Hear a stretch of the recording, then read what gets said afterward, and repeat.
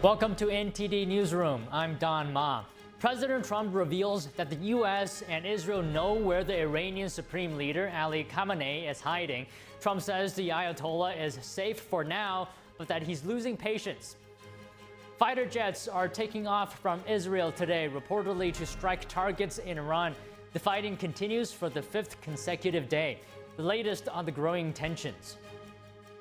FBI Director Kash Patel says he gave Congress alarming declassified information about the 2020 election. It includes allegations against the Chinese Communist Party. New York City's comptroller is arrested at an immigration court. Federal agents say the Democratic mayoral candidate was obstructing officers. A federal appeals court is set to hear arguments today over President Trump's authority to deploy the National Guard and Marines to Los Angeles.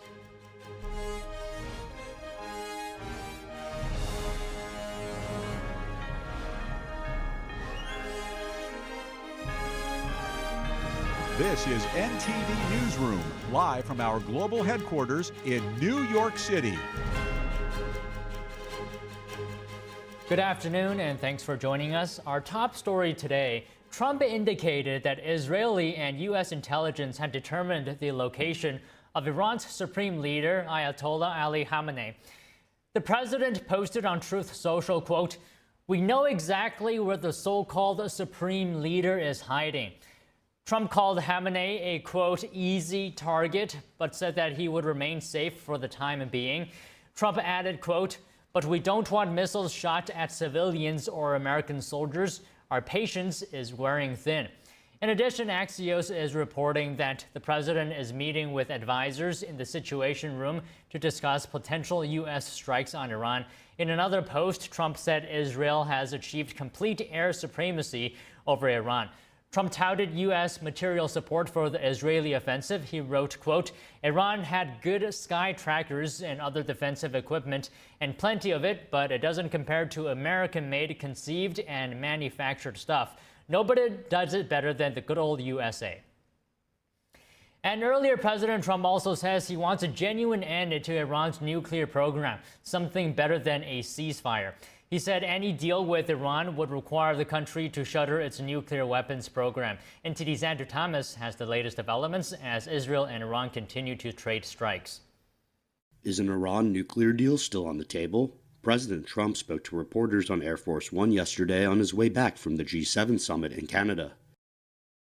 I've been negotiating. I told them to do the deal. They should have done the deal.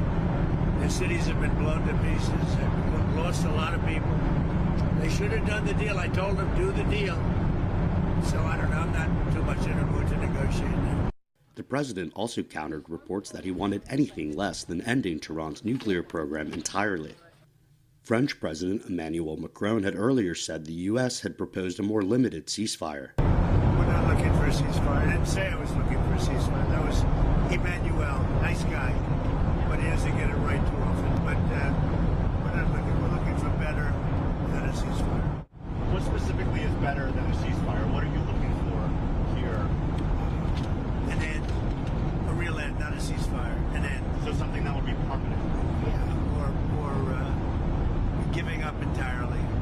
Meanwhile, Israeli Defense Minister Israel Katz urged residents of Tehran to evacuate. Katz also warned that Iran's supreme leader Ayatollah Ali Khamenei could face the same fate as Iraq's former dictator Saddam Hussein. Hussein was executed in 2006 after he was convicted of crimes against humanity. I warn the Iranian dictator from continuing to commit war crimes and fire missiles at Israeli citizens. He should remember what happened to the dictator in the country neighboring Iran who took this path against the state of Israel. We will continue today as well to operate against regime targets and military targets in Tehran, as we did against the Propaganda and Incitement Broadcasting Authority. Foreign nationals are being evacuated from Iran as Israel and Iran trade strikes for a fifth day. The Israeli army says it has killed Iran's chief of staff. Tonight, following accurate intelligence received by the intelligence branch, we eliminated Ali Shadmani, the war chief of staff, the most senior military commander of the Iranian regime. Israeli General Efi Defrin said Shadmani was the man closest to Iran's supreme leader, Ali Khamenei, and was killed at the Iranian regime's headquarters in the heart of Tehran. He warned that Israel will pursue its enemies again and again. Shadmani only managed to hold the position for 4 days, and we also eliminated him. Israel says it aims to eliminate threats posed by Iran's nuclear and ballistic missile programs. Israeli Prime Minister Benjamin Netanyahu says he believes the strikes have set Iran's nuclear program back a long way. Trump said he may send Middle East envoy Steve Witkoff or Vice President J.D. Vance to meet with Iranian officials. Secretary of Defense Pete Hegseth added that the Pentagon had deployed additional U.S. capabilities to the region. Andrew Thomas, NTD News. G7 leaders are standing behind Israel. The group reiterated its support for the small nation's security and identified Iran as a source of instability in the Middle East. The leaders of the group of 7 countries called for a de-escalation of hostilities in the region. The Forum of Advanced Democracies said in a statement, quote, "Iran is the principal source of regional instability and terror." The statement added, quote, "We have been consistently clear that Iran can never have a nuclear weapon." The fighting between Israel and Iran enters its 5th day today. Israeli fighter jets are seen taking off to strike targets in Iran. Tehran continues firing missiles at Israel, reportedly with the goal of killing civilians. NTD's international correspondent Arian Pasdar has the latest on the fighting. Fighting between Israel and Iran continues on Tuesday. The Israeli army released this footage showing an F-15 Eagle fighter jet taking off to strike targets in Iran. The conflict between the two nations is entering its 5th day. So far, Iranian officials report 224 deaths. According to the regime, most of the victims are civilians. Israel says 24 civilians have been killed. They are targeting only civilians. You cannot find even one soldier. People are gathering at a Muslim cemetery in northern Israel on Tuesday. They're paying last respects to 4 women who died when an Iranian missile struck their home. Meanwhile, in Iran, smoke is rising from the building in which Iran's state TV broadcaster is located. Israel attacked the station while they were live on the air. Israeli officials say the broadcaster is being used by the Iranian regime to spread propaganda. People are now seen leaving Tehran. Congested traffic took over a road leading out of the capital city. Some people are even leaving the country altogether. I can say that the relocation happened well, so I thank your state for it. Azerbaijan received us well and without problems.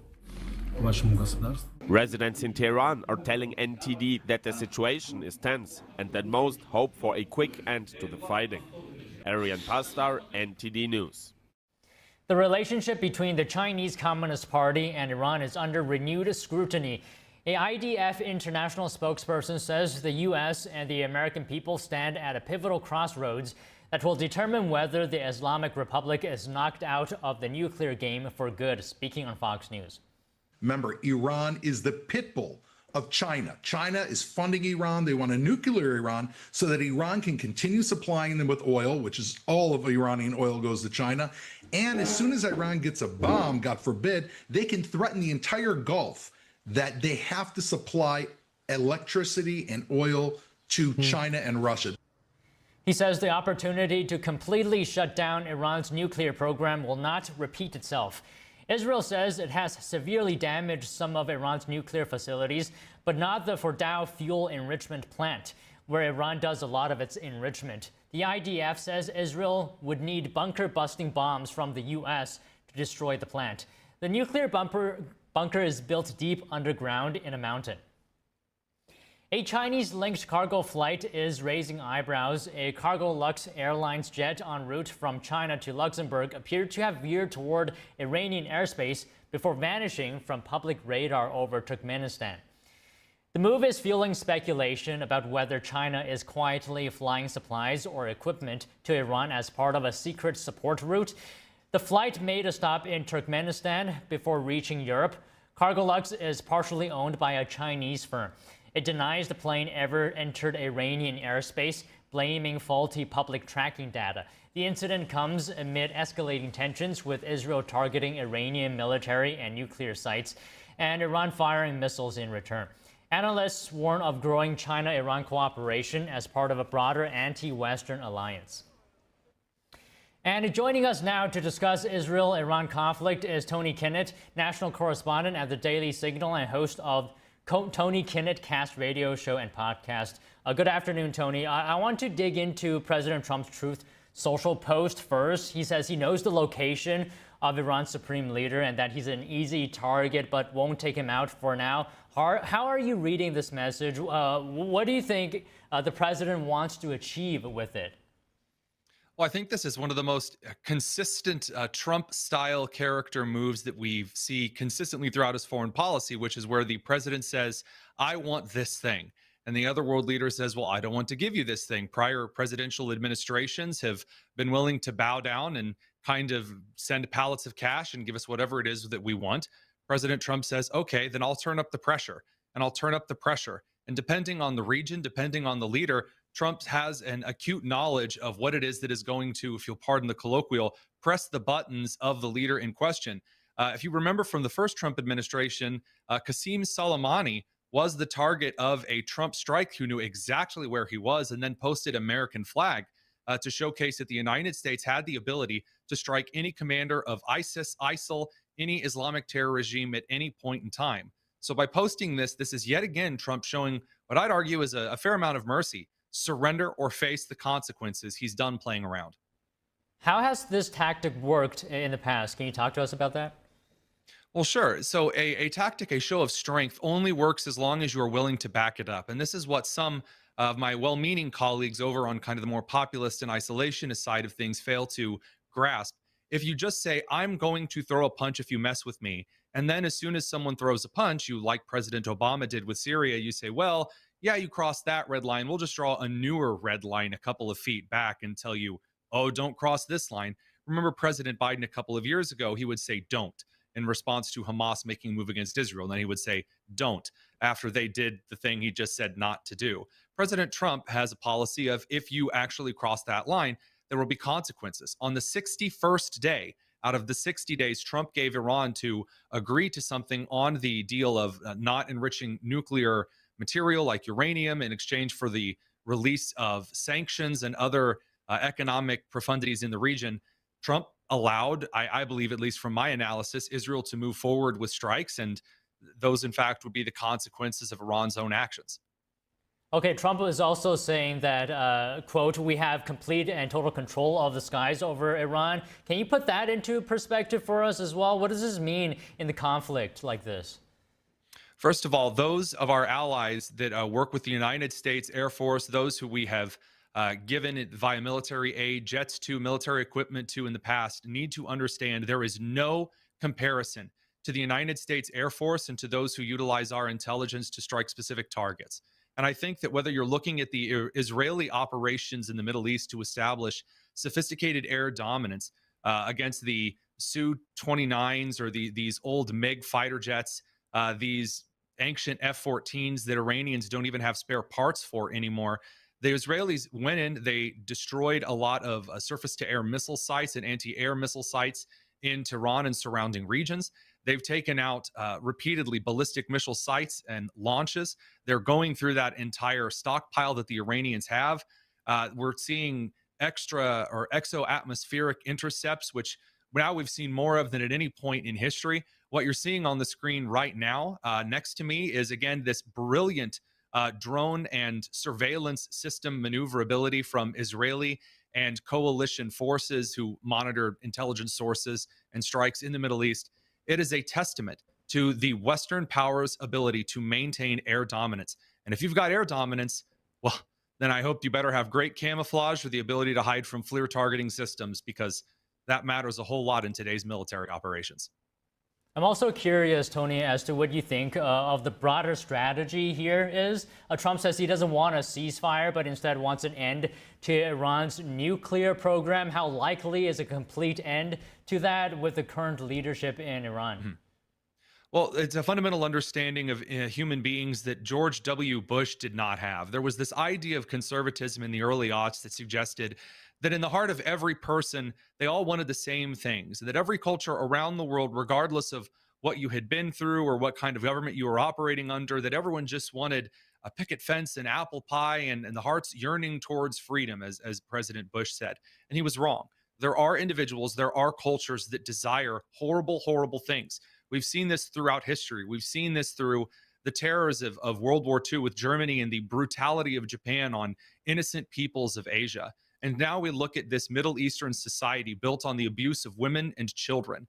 And again, not just anti-Semitism, but also anti-Christian, anti-Kurdi, anti-Sikh, all kinds of other brutal violence that the Islamic Caliphate revivalists have endorsed since their popular revolutions in the later half of the 20th century. You can try to say, well, if we just pay them off or slap them on the back or give them a good old-fashioned friendly hug, that they'll suddenly moderate and be wonderful.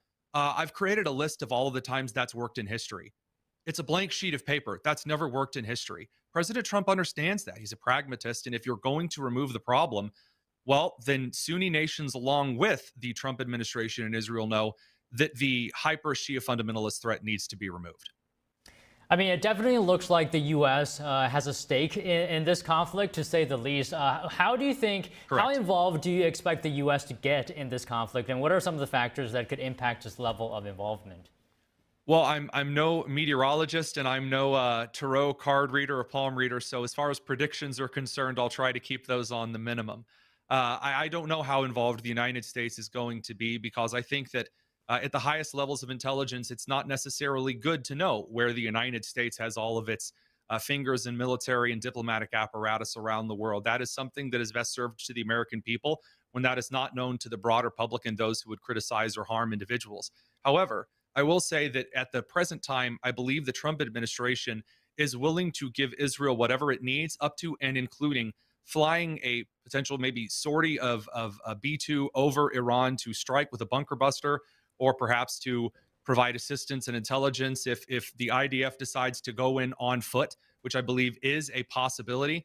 The Iranian regime has been extremely crippled here, but the Trump administration, and I believe this is a very correct approach given the public discourse in the United States, that if there is a chance of an American serviceman, an airman, a soldier, a Marine, a sailor being harmed in one of these offensive operations, then it's not worth it to the Trump administration. So that's why I don't think you've seen anything yet. That's what I think the context is right now.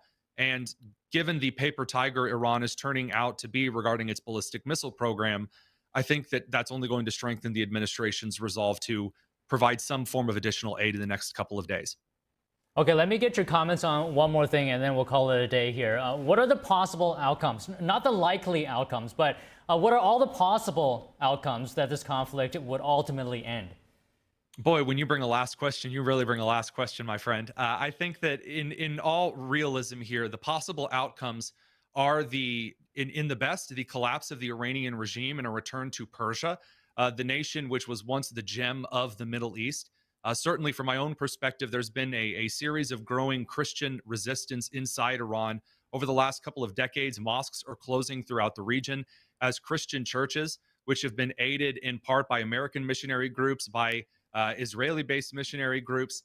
I'm not going to speculate on maybe some of the sources of those funding. A popular revolution to return Iran to a secular government instead of this totalitarian theocracy is the best case. I think that's possible.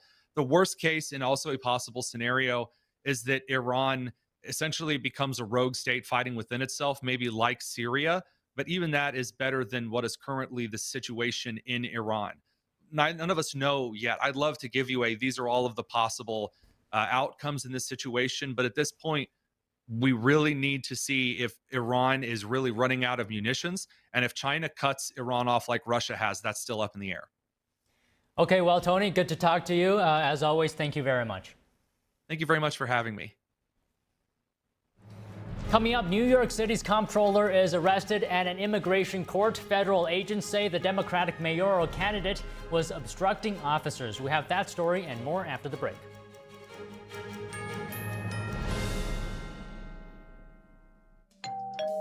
Hi, I'm Ty Pennington, here for Choice Home Warranty. They protect my home from expensive repairs, and they can do the same for you. No matter if it's your refrigerator, plumbing, or more than 20 other home systems and appliances, Choice Home Warranty has saved millions of homeowners a whole lot of money.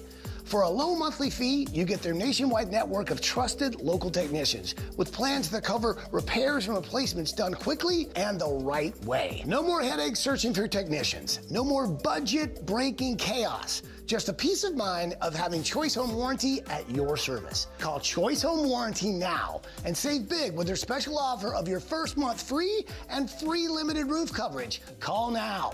Call Choice Home Warranty for your free personalized quote and to get your first month free. Call in the next 5 minutes, and as our special offer, you'll receive free limited roof coverage. Call now to lock in your rate and save big. Call 800-210-6422. 800-210-6422.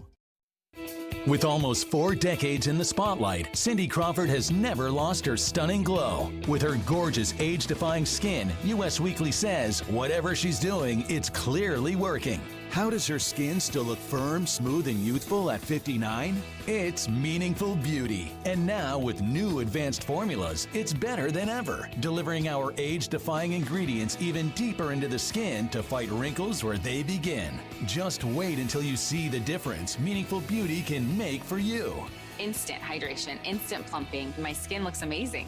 What I'm most proud of is over 5 million women have trusted Meaningful Beauty, and they're getting great results, and I get that feedback from them in airports, supermarkets, walking down the street, and I love it.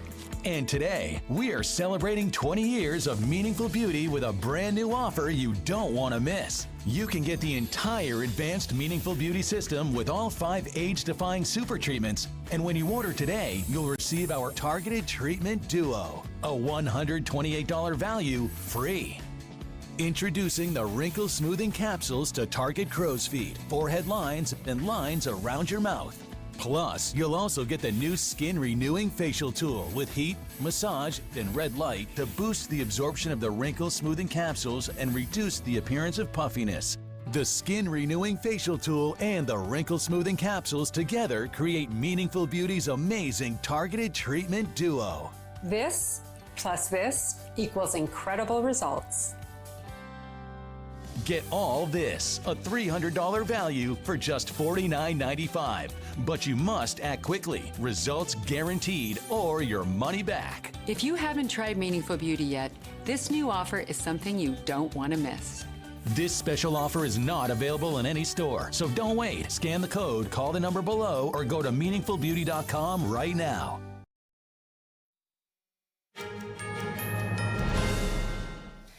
New York City's comptroller, a Democrat who is also running for mayor, was arrested by federal agents today. Officers said he was obstructing them at an immigration court. Agents had been trying to separate comptroller Brad Lander from the man they had come to detain. Video showed Lander saying, quote, "I'm not obstructing, I'm standing right here in the hallway." However, the footage also showed Lander scuffling with federal agents and refusing to let go of the individual. Lander can be seen demanding a judicial warrant, saying that ICE agents don't have the authority to arrest U.S. citizens. Obstructing federal officers, such as ICE agents, is a violation of federal law. Lander is a candidate in the city's Democratic mayoral primary. Early voting in the race is underway. A person purporting to be Lander's wife took to his X account after his arrest. The post read, quote, "Hi, this is Meg Barnett, Brad's wife." While escorting a defendant out of immigration court at 26 Federal Plaza, Brad was taken by masked agents and detained by ICE. The poster added, quote, "This is still developing and our team is monitoring the situation closely." Early voting has kicked off for the Democratic primary in New York City's 2025 race for mayor. With Mayor Eric Adams now running as an independent, the Democratic field is wide open, led by former Governor Andrew Cuomo and challenger Joram Mamdani. Ranked choice voting makes the race unpredictable, as second choice picks could prove decisive. Voters told the Epoch Times the process was smooth, but many chose to rank just one candidate or skip others entirely. Early voting continues through June 22nd, ahead of the election in November. This could turn out to be one of the city's most unpredictable mayoral races in decades. State Department Press Secretary Tammy Bruce holds a press conference now. Let's take a look. Department of State has established the Middle East Task Force to help coordinate support for U.S. citizens, our U.S. diplomatic missions, and personnel and diplomatic engagement. The task force is operating 24 hours a day. Over the past week, to help keep U.S. citizens informed, we have issued more than 30 security alerts to countries in the region and updated the travel advisories for Iraq and Israel. We remind U.S. citizens not to travel to Israel or Iraq and not to travel to Iran under any circumstances. We continue to monitor the complex and rapidly evolving situation on the ground as we continue to assess and address the needs of U.S. citizens. We urge all U.S. citizens to regularly visit travel.state.gov for the latest travel advisories and security updates, and to enroll in the Smart Traveler Enrollment Program, also known as STEP, to receive timely alerts and guidance from the State Department. For Americans needing assistance, and there we have a bit of the website there for you, call +1 202 501 4444. That number again is +1 202 501 4444. If you're on that website, you can also click on that red box. It will take you to a page where you can search for the embassy of your interest, where you are, where you would like to connect to be able to get help from the embassy in the country where you are. And of course, the numbers there as well for your closest U.S. embassy. I also want to add a couple other things here as we're dealing with this. It is certainly a rapidly evolving dynamic, but to conclude the topper here today, I want to recognize the State Department and other U.S. government teams around the world working under threat on behalf of the American people, particularly those in Israel and Ukraine, who spent another night sheltering in bunkers as they came under attack. Our priority is the safety of Americans overseas and here at home. It is the priority of Secretary Marco Rubio. It is the priority of everyone who works in this building and the thousands of American citizens who work anonymously and whom you will never see, who are working in embassies and consulates around the world and working with those local nations to be there for American citizens and to help facilitate American diplomacy. Our priority is the safety of Americans, yes, here at home, but also overseas. We thank all of those working on behalf of the American people, all of you watching from home and from around the world. We thank you, and for everyone around the nation, we know and honor your work as we begin another briefing here, ready to take your questions. All right, yes, sir. Yes, hi, Tammy, thanks.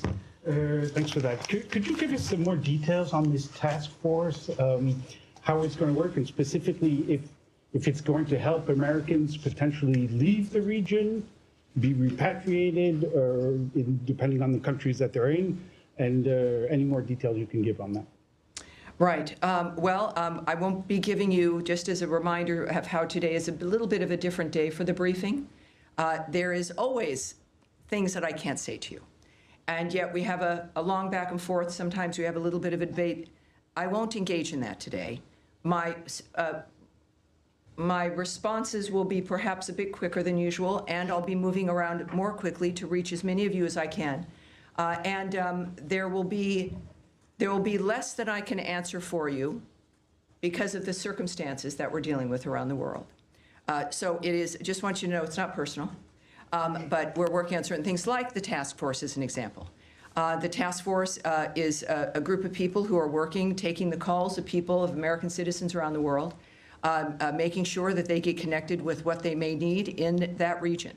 I won't go into the details of all that the task forces do, of course, but it's about information, making sure people here at the State Department and people that we get the information we need, but also people around the world, American citizens, get directed to the information that they may need as well.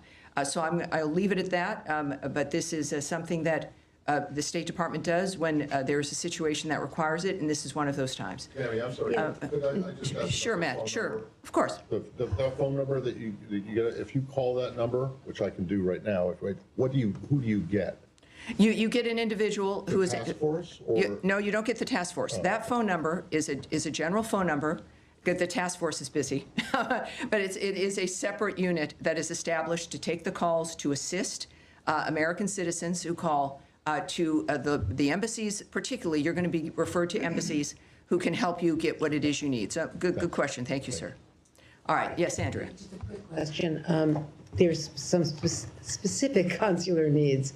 One in particular that I'm aware of, and there may be more than one, is an American citizen in Iran, where there is no embassy, no consulate. Mm-hmm. Would that be the Swiss protectorate? Would there be other options?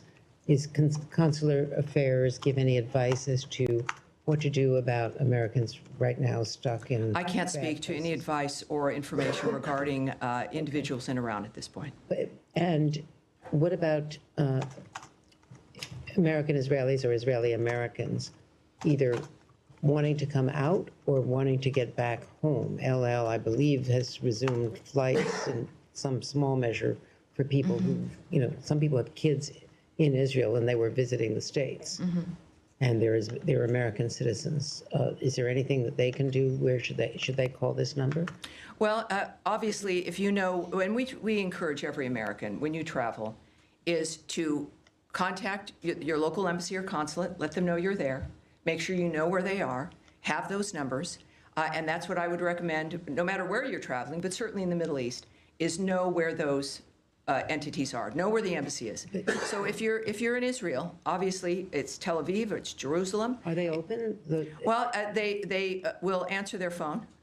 So there's contacts that can happen in the midst of all of this. And of course, I think that's the advice for wherever you are. But clearly, if you're in a certain area, it's obvious in this case that there are certain limitations in that region. And that contact the embassy, the one that is nearest to you, and you will, at the very least, make sure they know where you are, but also they will give you some options for the plans that you would like to make. Yes, Humaira. Tammy, I understand your limitations, but I have to ask this. I know you do. It's your job, and I appreciate that. I'm here to take questions, not necessarily always answer them. Yeah, last night President Trump said he wants a real end, not a ceasefire. So does the United States support or pursue regime change in Iran, or are we just talking about dismantling Iran's nuclear enrichment, and would that include the United States helping Israel strike Fordo? Well, I'm certainly not going to characterize what President Trump says or tweets, for that matter. He doesn't need characterizing. He's one of the most transparent, one of the most clear individuals that we've known. I think that we can take his word for his word, but I'm not going to speculate on, in a larger sense, what that would mean. That is up to the president. He is the singular guiding hand about what will be occurring from this point forward, as he has been. And I think that dynamic is pretty clear. He says he wants an end, as he has said about every conflict that he has, as a peacemaker, worked to stop peacefully through diplomacy. That has been his commitment. And he wants these things, as he said about a number of situations, not for a month or 6 months, but durable ends to this nature of forever wars. And that has been his posture, and that's his posture now. Okay, I have an easier follow-up. Yes, ma'am. How many people... I'll take a hard one, too. I'd say. How many people so far have contacted U.S. missions in Israel or elsewhere, American citizens, seeking help to depart the country that they're in the Middle East? Yes, I won't discuss those details or the numbers involved with the embassies. Are you guys planning to facilitate charter planes to get people out or military evacuation? I will not discuss what our plans are in that regard. Yes, ma'am. Just to follow up on that really quickly. Sure. Are you guys considering at all operations that would help Americans who want to leave the region from evacuating? I know that our commitment is to the safety and security of Americans around the world. All right? Yes, sir. Yes, sir. Go ahead. Tammy, would the U.S. government like to see regime change in Iran? First of all, I'm certainly not going to remotely address that. It would require me to speculate or speak on behalf of the president, which I will not do. What we've seen, though, is clear, is months and repeated statements that all he wants is a peaceful world, his activity and the nature of the actions that the United States has taken and his special envoys have been rooted in one thing, which is negotiations, looking for diplomatic solutions to generational problems that he wants solved diplomatically. That has been his constant posture. And there has been nothing that has changed in what he wishes for, what he would hope to accomplish. And so, of course, that's not something I'm going to address. Is the U.S. government and the Israeli government on the same page when it comes to the intelligence about Iran's nuclear weapons program? That is a question for the White House and perhaps the NSC. That's not something I can answer here. Nadia. Thank you, Tammy. The president said he wants to see Iran offers unconditional surrender. I'm not going to ask you to comment on the president's statement, but I'm going to ask you if the secretary is involved in any kind of diplomatic missions with his allies, with the Germans, with the French, trying to offer something to the Iranians as a way out. Well, I, again, would not speak on the details of any diplomatic conversations, if they occurred, between whom, what those details would be. We know, of course, the Secretary and the President were at the G7. Their constant work from the moment they came to office has been and certainly Secretary Rubio, was to open up conversations and to lead the world through diplomacy to make a difference. But that's the only thing that would guide me when it comes to the nature of the decisions they're making at this point. Yes, ma'am. Without getting into the details of the conversations, is the door to diplomacy with Iran on its nuclear program still open from the U.S. perspective? That would be a decision made by President Trump. Have you heard from the Iranians signaling interest in continuing discussions? That is not something that I can speak to. Yes, ma'am. Hey, going back to the consular piece of this in Israel, the latest security alert from the embassy there still says that the embassy is not in a place to evacuate or directly assist Americans. Do you have any timeline on when that might change for the Americans who are stranded in that country? And just looking at how quickly the security situation has changed there, the travel alert was raised to a level 4 from a level 3 for the entirety of the country. Is that a sign that the State Department was caught on its back foot a little bit by this change because Americans still can't get help? I can say the answer to that last question is no. We are working 24/7 to ensure the safety and the security of Americans around the world. I can say the Department of State is always planning for contingencies to assist private U.S. citizens' departure from crisis areas, and we will alert the U.S. citizenry community if there is and when there is additional information to share regarding their options during any crisis, but certainly this one as well. When it comes to how quickly people can expect a dynamic, the American government, the State Department, our militaries, you've seen all of these assets, all of these departments involved in this dynamic in one fashion or another, are working exclusively for the safety of this nation and the safety of the American people, wherever they may be. Yes, sir. Thank you, Tammy. At the top, you said that you're advising U.S. citizens not to travel to Israel or Iraq or Iran under any circumstances. Do you have any more general guidance for Americans in the Middle East, more broadly as a region? Are there other countries that you're advocating people depart from? Well, at our website, we have our travel alerts. We also have moved them on our State Department Twitter, our social media accounts. Those are for the public to see. Would there be, what is the specific one for people to look to if they want to look for specific country travel alerts? Is it travel.state.gov? So travel.state.gov, and you will see every travel alert there for you, depending on if you're going to be traveling. It is not just for the Middle East, or if you're in a country right now, you can get your information there. Yes, sir. Thank you. Two questions. In your topic, you also recognize American diplomats serving in Ukraine and Israel who spent another night in a bunker. Yes. But one of American citizens happened to be killed by the Russians last night in Ukraine. Do you have any comment on will the U.S. government act to protect American citizens in Ukraine?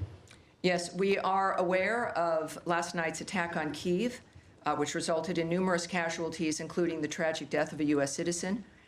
We condemn those strikes and extend our deepest condolences to the victims and to the families of all those affected. The president, in the recent past, has made his thoughts clear about striking the civilian areas in that regard.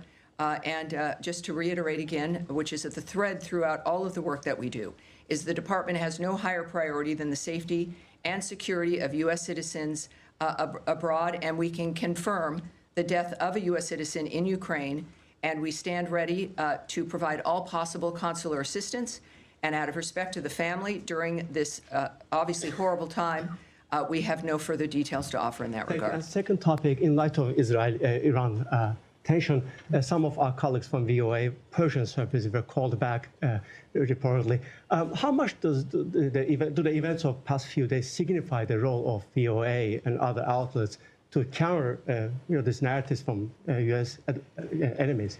Yes, I'm not going to go into the details of what we're doing when it comes to communications into that region or into specific countries. Yes, sir. Thank you, Tammy. Two Iran-related topics. Number one, the administration kind of kept this conflict between Israel and Iran at arm's length over the first few days. And now, since last night and especially into today, we're hearing the president say, we more. We have control over the skies. We know where the supreme leader is. He's kind of taking more ownership of the situation directly. Is that feeling trickling down to this building as well? Is there more of an ownership of the situation in the State Department as well? Well, I again can't characterize the feelings of the President of the United States. We know that he is our lead. We know that he is the guiding hand. We know that he is one of a few who know all the details, and he is clearly has a mission and an agenda that has involved diplomacy and changing the world for the better for people. In the meantime, of course, things change. Our experiences change. He's making comments that are a reflection of what what matters to him, and of course, what matters to the president matters to the State Department and every other department. I think that it is fair to say that his leadership and his re-election to the second term was because people here in the United States were tired of the status quo. And what the world has seen is a peacemaker and someone who can make a difference, and that's what they're looking forward to. Final question. Can I get in one more? One more. There's no special envoy for Iran. Several key locations in the Middle East don't have a confirmed ambassador. We speak often about the day after situation in Gaza. What about the day after situation in Iran? Is the State Department ready for it? Well, the State Department and the Trump administration, while you may not see things immediately, just because it's not maybe in the news or you're not present for things that occur, doesn't mean they're not occurring. I would remind everyone that the State Department, as I've found out, is sort of like the military. It's 24/7. It is not something that is a basic 8 to 5 dynamic. And it's because people are working around the world constantly. It is literally their mission. Personally, their work is what they do and are committed to. So while you may see a certain thing in a static framework, it doesn't mean that we have not worked on that or are not working on that or that things will begin to happen.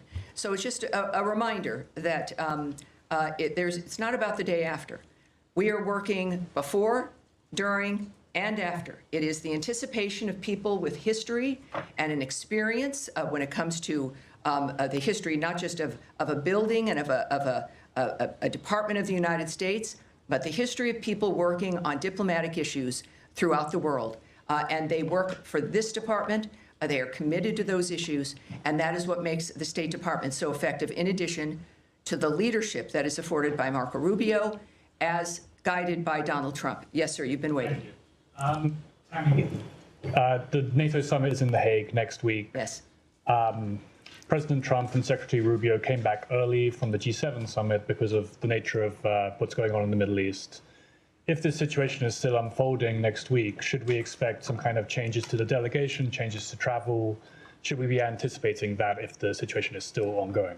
You know, I can't tell you if anything will change. I know it has not so far. But as we have experienced from day to day or even sometimes hour to hour, things do change. This is a very dynamic event. We've all had our special situations that we're interested in, and we all want diplomacy to work, and we've been cheering on summits and ceasefire discussions, et cetera. But this is something that is moving, as things tend to, very rapidly. So I would say that anything is possible. But at this point in time, that is still certainly on the books. But that's going to be obviously that's a presidential trip. That's going to be up to the White House, and I'm sure will be affected by their decision-making based on what they see. Yes, sir. Thanks, Tommy. 2 questions, please. First of all... Can you tell me, sir? Yeah, Alan Fisher from Al Jazeera English. Very good. How do you do? Fine, thank you. The U.S. intelligence assessment on March 26 was that Iran was not working towards a nuclear bomb. What's changed? That the U.S. position seems to be that it was very close. Well, again, I can't speak to intelligence assessments, what may or may not have changed, or to the fact that it is President Trump and his team who are seeing things that matter when it comes to the decision-making, and I think that that's what's happened here. Second question is, if the president in his first term was willing to give the Taliban 18 months to come up with a deal, why was there only 60 days given to the Iranians to discuss something which is much more complicated? Again, I'm not going to discuss the details of the decisions made by the president. Andrea? I'm just saying that was Tulsi Gabbard's testimony in open session to the committees. Well, yes, and as I've noted, today is not that day. Next, yes? Yes, sir. Tie in the white shirt. Thank you. Is that you're just suggesting that Andrea, we're moving on, please. Let's please be able to manage this. Sir, in the back there. Thank you, Tammy. My question is, the other week we were talking about the negotiations between Iran and the U.S., and the president was very optimistic about it. And now drastically everything has changed, and we are talking almost about a full-scale war between Israel and Iran. How do you name the procedure right now? Has the negotiations failed, or how can we name it? My second question will be, the Iranian state TV has been targeted by the Israeli Air Force. How do you see that? Do you see a state TV channel as a legitimate target? Well, you'd have to ask Israel about their decisions when it comes to the choices with what they strike and what they don't. And on your first question, which now is already, what was your first question? My first question, after all this, after these escalations, how do you name the process? I would say that you would look to the President of the United States for how he is characterizing what has occurred. And he is very open and transparent with that, and does it with his many conversations with the media and also on Truth Social. He is clearly accessible, certainly with his remarks, and he has said a number of things on social media that I think might answer your question. Yes, Saeed. Thank you. Very quick question on Gaza. Can I do that? Of course. Well, yeah. Are we continuing I will come to you on Gaza, Saeed, I promise. But let's continue with the topic at hand. So yes, sir, in the back. Thank you so much, Tammy. 2 questions. One question on Iraq related to Iran. Iranian-backed group Qatar Hezbollah threatens the U.S. against interfering in the Israel-Iran conflict, which they said any American intervention in the conflict would prompt the group to target the U.S. interests across the region. Have you reached to the Iraqi government, and what's your message to these groups? And the second question, what's the State Department's assessment of diplomacy? Have you put diplomacy on a side, or you still believe that diplomacy can work with Iran? Well, again, I'm not going to comment on the nature of how the White House or the President or the DOD will respond to certain remarks or demands made by someone. So you'll have to ask the DOD regarding their reaction in that regard. I would also, though, I know that the President's Truth Social, he's made it very clear, even I think today, and I think I've got that right here. This is, again, one of the things we've learned about President Trump is that when he tweets, when he speaks, the world watches, and it's the most clear framework that we can learn of his approach. He has, I don't know if I can get to the exact one, but he has made it very clear that, oh yes, here we go. He has noted that we don't want missiles shot at civilians or American soldiers, or our patience is wearing thin. Thank you for your attention to this matter. He is making it clear, I think, here, regarding certain choices on the ground that are being made, and that what we've asked for regularly is, and what he has made clear, is that we were not a part of the initiation of this, certainly. We're not a part of Israel's attacks on Iran. that I think was stated very clearly by both Secretary Rubio and the President. And that's important for them, for people to know. And in this case, of course, the President has made it clear that if Americans are hurt, or in this case, a missile shot at civilians or American soldiers, that there would be a repercussion. I think that would not be surprising. All right, we'll go back. Well, more on Iran. We'll close with you, sir. Thank you so much. Could you tell us about the role of partner countries in mediation efforts with Iran, like Mohammed bin Salman of Saudi Arabia, Qatar, and UAE? President Trump recently concluded successful trip to the Middle East. So what can you tell us about the role of these partner countries? It's clearly he went with a goal in mind. He makes deals. He's the best deal maker in the world. These partners in the Middle East that we have, they understand clearly our intentions and what our goals are. Thankfully, again, to the approach and the style of President Trump. I think that when it comes to, again, the best person who could explain his feelings and thoughts about what's accomplished on any issue is the President himself. So I'd refer you back to what he writes and what he is posting on, I think, a very regular basis, which is helpful to people like me, and I think to the world at large as well. Despite Israel's concerns, can I have one more? Despite Israel's concerns, President Trump is still trying to negotiate with Iran for a nuclear deal, showing that his priority is peace in the region. President Trump has once again recently offered to mediate on Kashmir, but the Modi government says that they don't need Trump's help. Does President Trump need Modi permission to bring peace in South Asia by resolving the Kashmir issue? Well, yes, this is every country, as President Trump has stated, is a right to define its own future. He offers his help, and it's up to whoever he's offering it to whether or not they'll accept it. We live in a fascinating, exciting time where we've got a man who can make the difference, and he's generous about making that difference. He could have chosen to have this term be about anything other than peace and making America great again. But he's stuck with that. He's committed to that. It is part of his overall commitment to the country. So I would not speak to the nature of another country's decision-making. That's up to them. But I think all of us are grateful that we have a president who's willing to help and wants to help. Now, you have one more in Iran, and then we'll go to Saeed. Can you confirm a report that the former Iranian President Mahmoud Ahmadinejad has been killed in Tehran? I can't confirm that or report on that or discuss it. All right, thank you. Saeed. Thank you. Very quick question on Yes, Gaza. sir. In the last 48 hours or the last 3 days, dozens of Palestinians have been killed at the aid centers and so on. With everybody focused on Iran, this situation still garner some interest or attention from this building or from the United States of America? And are you urging the Israelis to hold off whatever the amount of firepower they're firing at these aid seekers?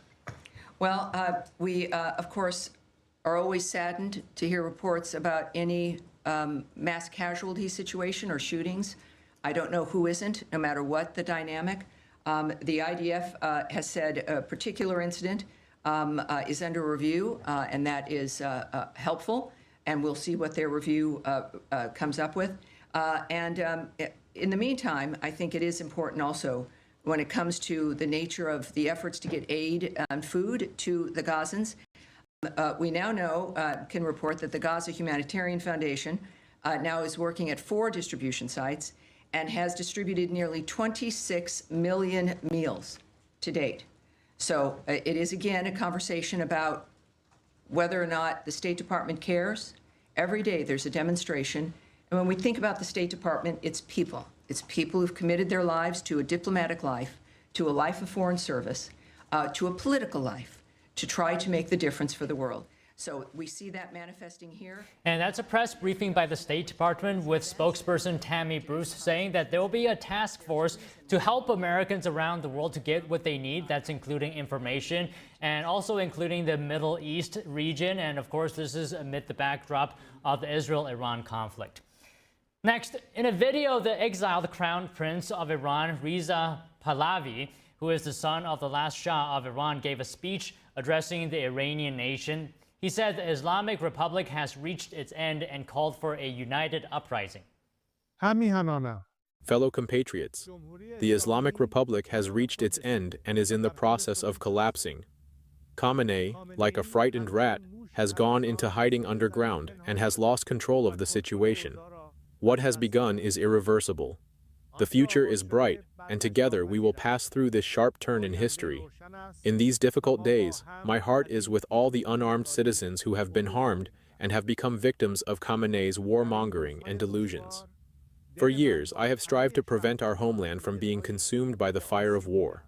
The end of the Islamic Republic marks the end of its 46-year war against the Iranian nation. The regime's repression apparatus is falling apart. Only one united uprising is needed to end this nightmare once and for all. Now is the time to rise, the time to reclaim Iran. Meanwhile, Canada and the U.S. say they're aiming to finalize a new economic and security deal within 30 days, but major differences remain. The announcement came during the G7 summit in Alberta, Canada, where Prime Minister Carney met with President Donald Trump to discuss trade tensions and border security. Carney is seeking to end U.S. tariffs on Canadian steel, aluminum, and cars. Canada's ambassador to Washington says the pace of talks has improved, but reaching a deal won't be easy. Trump said earlier that a new deal with Canada was possible, but stressed tariffs had to play a role. Carney said last week the countries were engaged in tense negotiations over the tariffs and that Canada was preparing a reprisal if those negotiations do not succeed. The president also addressed trade, saying that Treasury Secretary Scott Bessent stayed at the G7 meeting in Canada. Trump also took aim at Japan, saying they're making things difficult in trade talks. Trump and Japan's Prime Minister Shigeru Ishiba met for 30 minutes on the sidelines of the G7 Leaders Summit. Ishiba said the two countries were exploring the possibility of a deal down to the wire, but there are still points where their views remain divided. He also took issue with how the European Union is negotiating, saying they haven't offered a fair deal yet. I don't feel that they're offering a fair deal yet. They've been very tough over the years. If you look in European Union, they formed in order to hurt the United States, aren't they? And we're either going to make a good deal or they'll just pay whatever we say then. Trump also delved into the situation with TikTok. He said he would likely extend a deadline for China-based ByteDance to divest the U.S. assets of the social media app. The president said in May he would extend the June 19th deadline. Coming up, what is the current level of damage that Israel has inflicted on Iran's nuclear facilities, and has it significantly delayed their progress? We discuss with a military expert after the break.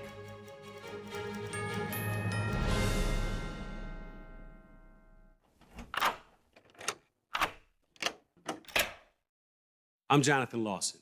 If you're 50 to 85, please listen closely. The lock I want to talk to you about isn't the one on your door. It's a rate lock for your life insurance that guarantees that once you're insured, your rate can never go up at any time for any reason. Many policies you see don't have one, but you can get a lifetime rate lock from Colonial Penn. This plan was designed for people on a fixed income with coverage options that start at $9.95 a month. That's less than 35 cents a day. Your rate is locked in for life. Coverage can never be canceled, and your acceptance is guaranteed. You cannot be turned down because of your health. See for yourself. Call for an information kit and gift. Both are free with no obligation. Call 1-800-624-6556 for your free information and your free gift. That's 1-800-624-6556. 1-800-624-6556. Call now.